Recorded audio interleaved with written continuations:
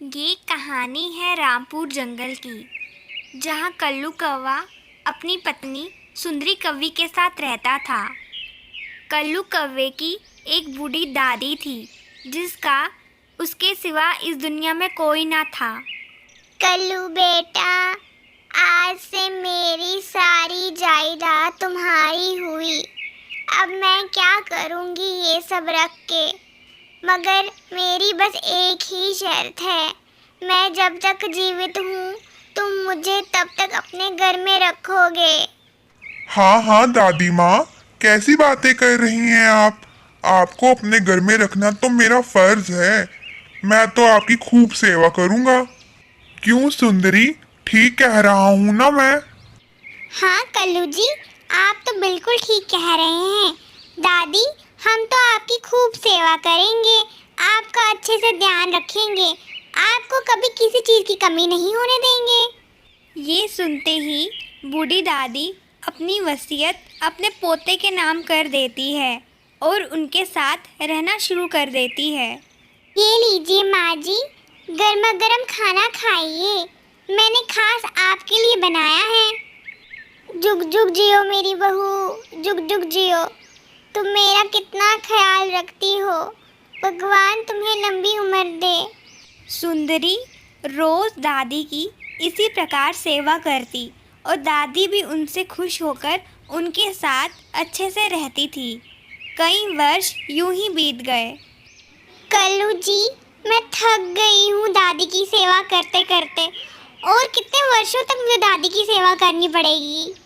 उनको तो हर दिन तरह तरह के भोजन चाहिए। अब मेरे से नहीं होता ये सब, आप खुद देख लीजिए, मैं नहीं कर पाऊंगी अब। और सुंदरी का मिजाज धीरे धीरे दादी की ओर बिल्कुल ही बदल गया था। अब वह उन्हें खाने से ज़्यादा ताने खिलाती थी। बहू, इस सब्जी में तो नमक बिल्कुल कम है, आजकल ध्यान कहाँ होता है तुम्हारा? दादी, आपको खाना खाना है तो खा लो, नहीं खाना है तो छोड़ दो। ये रोज रोज के नखरे यहाँ नहीं चलेंगे। एक तो आपके लिए खाना बनाओ, ऊपर से आपके बातें सुनो, ये मुझसे नहीं होगा। बेटा, आजकल सुंदरी के हाव भाव मेरी ओर कुछ बदल ही गए हैं। अब हम दोनों का साथ में रह पाना मुश्किल है। तू एक काम कर, मुझे हर महीने थोड़े पैसे दिया कर, ताकि मैं अपने लिए खुद खाना बना सकूं। दादी, ये कैसी बातें कर रही हैं आप। सुंदरी से अच्छा घर कौन चला सकता है भला। और हाँ, मेरे पास इतने पैसे नहीं हैं कि मैं आपको अलग से जेब खर्ची दूं, इसलिए आप चुपचाप इसी घर में रहिए। तो ठीक है बेटा, फिर तुम मुझे मेरी ही जायदाद वापस कर लो। कम से कम उसको बेच के मैं खुद घर तो चला सकती हूँ। अपनी दादी की ये बात सुनते ही कल्लू कौवा वहाँ से 9-2-11 हो गया। अपने पोते के मुंह से ऐसी जली कटी बातें सुनकर दादी को बहुत दुख होता है और वह अपनी सहेली निर्मला से मिलने के लिए चले जाती है, जहाँ निर्मला दादी को पक्षीपुर के पंचायत में शिकायत करने की सलाह देती है। ये सुनते ही दादी बहुत खुश हो जाती है।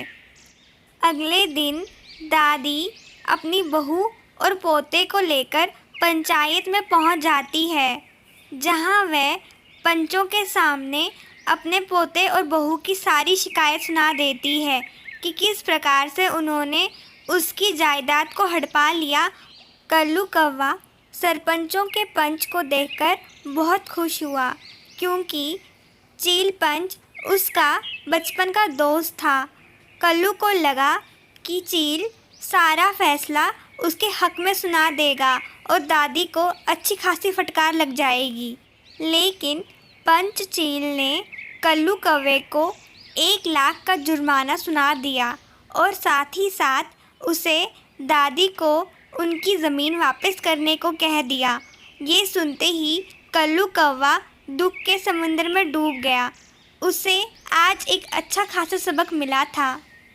उस दिन के बाद से लालची कल्लू और उसकी पत्नी सुंदरी ने दादी को फिर कभी तंग ना किया।